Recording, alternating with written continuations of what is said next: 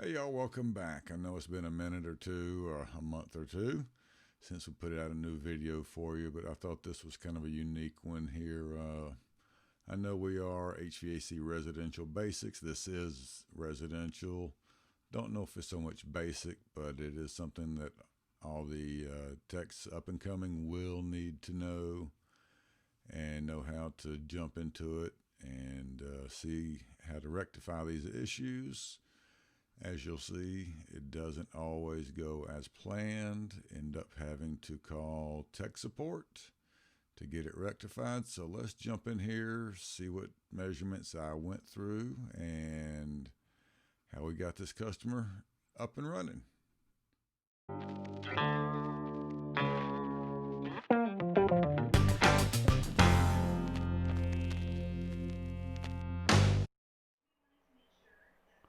All right, we got us a communicating system here. It looks like homeowner said that he has to reboot the system from time to time, and he stated here's how he's doing that. Just hit the reboot there. We're going to go back. Let's go to home, and looks like he is in the cool mode now, maintaining 69. We're going to go jump into the technician stuff over here and see if we can find anything. That's funny. Oakland, Florida, that's not where we are. We are in Atlanta, but that's neither here nor there. And to get into where all the good magic is, and diagnostics. That'll take a minute to load up. There we go. No current alerts. That's good. Let's go into history and see if we can find anything.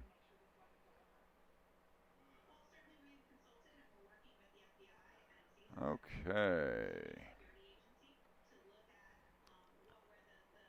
Indoor, internal ODT fit. Outdoor sensor. Cannot connect to server. That's no big deal.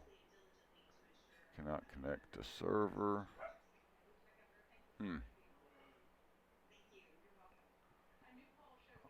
That's strange.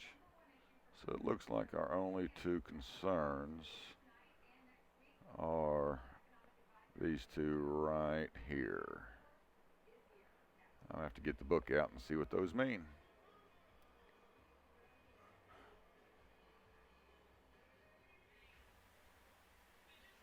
All right, we can tap on here and it'll and it says internet provider outdoor temperature not updated or is offline and is invalid. Possible cause, internet provider outdoor temperature is offline or reporting invalid values. Well, maybe that has something to do with the Florida setting that we have. Let's go see what this other one says.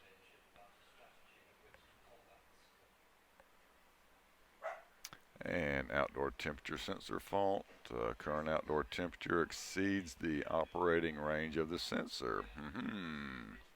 Sensor is shorted or open. Well, possibly have a bad outdoor sensor. Let's go out there and ohm that thing out and see what we get.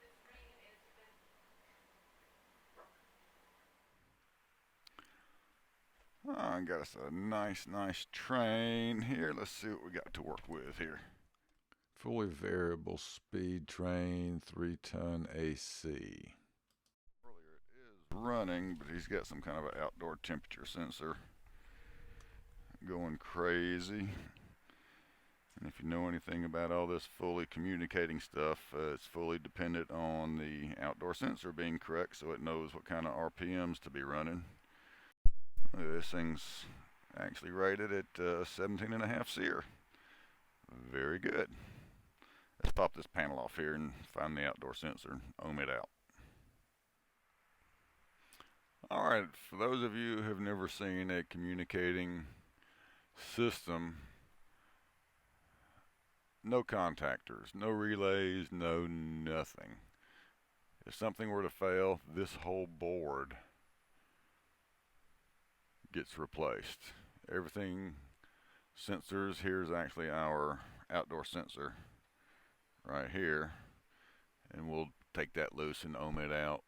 But everything talks to this board, and this is pretty cool for those of you. This is a cooler which is piped in to the refrigeration circuit to help keep this board cool, because it gets very, very hot. All right, let's ohm this thing out. All right, we're going to follow this kind of close. Here's our ODS, outdoor sensor. It says black and black. And it comes all the way up through this mess over here. And it's got a little plug, and then it comes down to this harness, and here's our two blacks down here. So we're going to pop that off of the circuit board and ohm that out. And here is the harness where it plugs into. You see our black and our black. It also has another little harness back up in here that it connects to as well. All right, if y'all haven't seen these yet, these are needle probes. Very, very small to get into small places. Get a little kit. Most any supply house, Johnstone, anywhere. It comes with the needle probe, some nice alligator clips. So definitely something you're going to need if you don't have them yet. All right, and you can see why we need these little probes. And we are showing 13.9K. So let's look in the information book and see what that converts to temperature-wise. All right, as you can see, we're showing about 60 degrees, which is showing 15K. Not far off at all. 65. We're definitely in the ballpark. Let's fire this thing back up and take a DC volt reading and see what we get somewhere around there. Alright, and we are getting 0.77 DC volts. And what did our chart say?